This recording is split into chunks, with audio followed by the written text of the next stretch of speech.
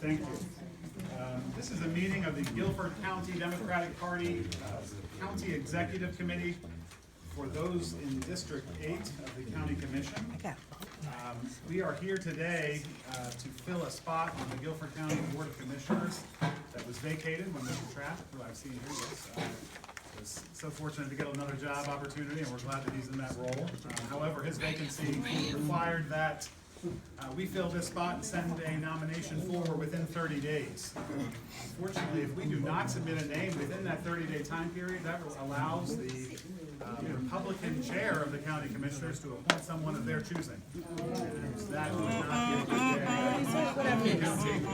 So I think that it was the new executive board met immediately following the county convention. And the only order of business was to establish a date for this county executive committee meeting. Several board members had heard that the process was being shut out from the remaining members from our party on the Board of Commissioners, and that we were being encouraged to not allow that to happen.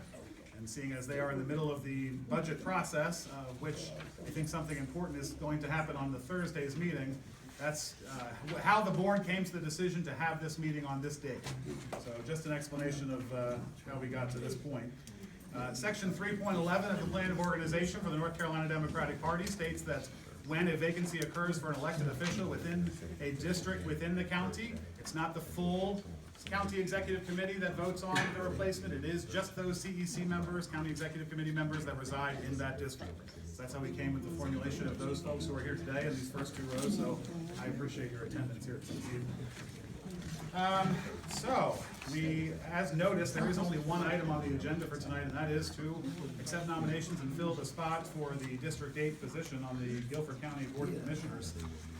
We will open the floor for nominations.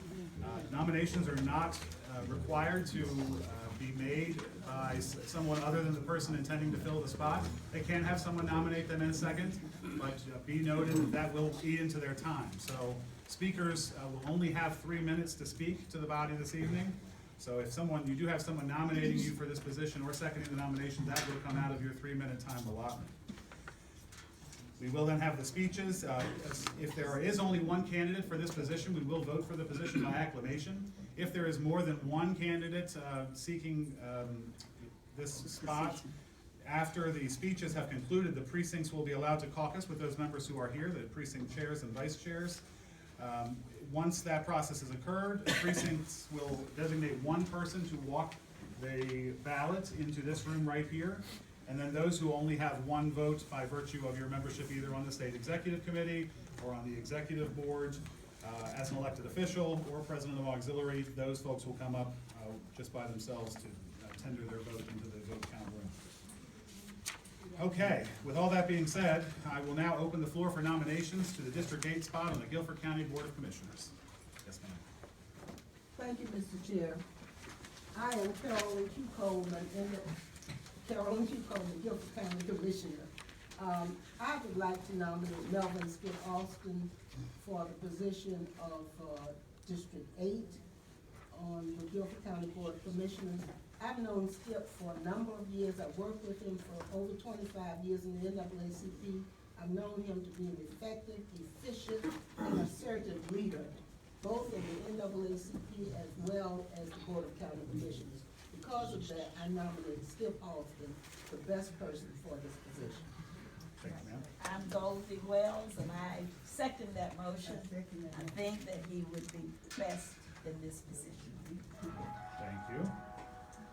Okay, so we have a nomination, Melvin Skip Alston. Is there any other nominations from the floor? At this time, I'd entertain a motion to close the nominations. So moved to close. It's BJ, second by. You have to be a voting member in order to forgive me. I know, I was going right there with you. Who made the motion? So moved. Second. That's Roger. Pam Lee. Pam Lee. Second. Roger Cooper, Pam Lee, second.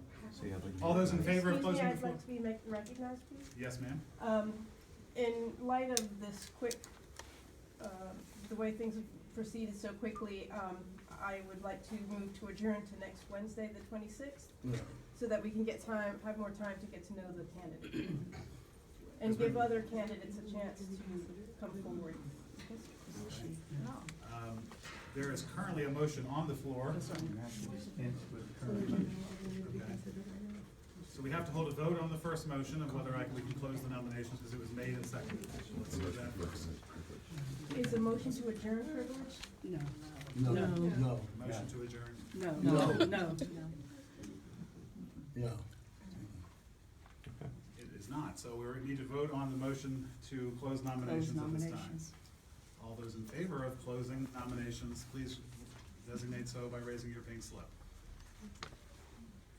All those opposed?